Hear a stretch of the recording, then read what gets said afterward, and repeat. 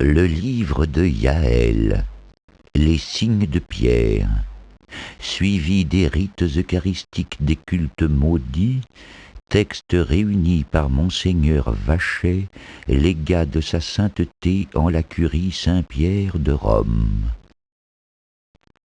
Force nous est de constater que de nombreuses religions primitives parlent de créatures monstrueuses, appelées communément les grands anciens, et qui sont censées posséder des pouvoirs surnaturels à l'égal des dieux païens des religions antiques. Les adeptes de tels cultes se réfèrent à des ouvrages maudits pour susciter des apparitions de ces entités. Quel folkloriste n'a jamais entendu prononcer des noms tels que Cthulhu, voire Sobnigurat? Nous savons que ces idoles restent dangereuses et difficiles à maîtriser pour l'initié qui les a fait venir sur notre terre.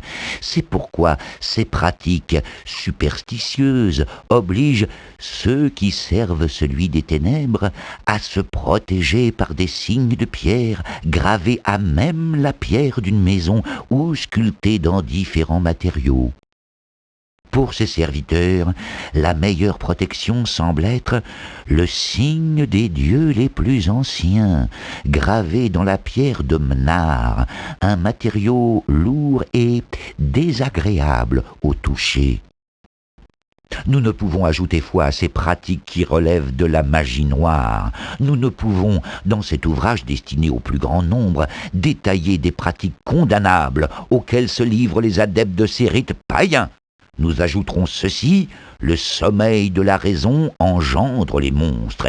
Il est facile pour l'homme de basculer du côté noir de la foi. Restons sur nos gardes. Satan prend de multiples formes pour tenter le pécheur.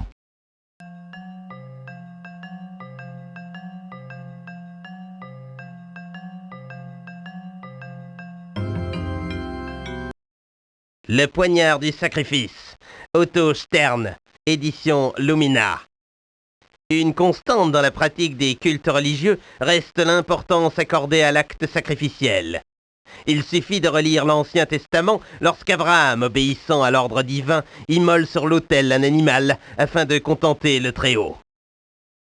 En ce qui concerne les religions primitives polythéistes, le sacrifice est envisagé comme facteur de cohérence cultuelle et comme pratique purificatrice essentielle. Il est inexact de penser que l'acte qui lie le bourreau, sa victime et Dieu dans un culte, voire l'antique Babylone et l'ouvrage de Manzetti, culte de pierre, correspondent à une simple immolation. Le bénéfice temporel du sacrifice n'est envisageable que si celui-ci est commis par un initié possédant l'arme adéquate. De nombreux cultes païens restent actifs pour nous prouver la pérennité de ces pratiques. Personnellement, ma formation d'ethnopsychologie m'a permis, près d'Arkham, de rencontrer un sorcier qui m'initia à ce rite de l'acier, pour une cérémonie connue sous le nom de adoration du bouc aux 1000 chevreaux. Dans cette pratique impie, la vénération des célébrants s'adresse à un personnage appelé le vagabond. Le poignard qui permet le passage du souffle de vie vers une autre dimension est essentiel. Le vagabond fait partie du folklore campagnard. Il peut se mouvoir en tout lieu et tuer ceux qui lui résistent. Il est l'intermédiaire entre les hommes et le bouc, symbole de fertilité à qui s'adressent les prières.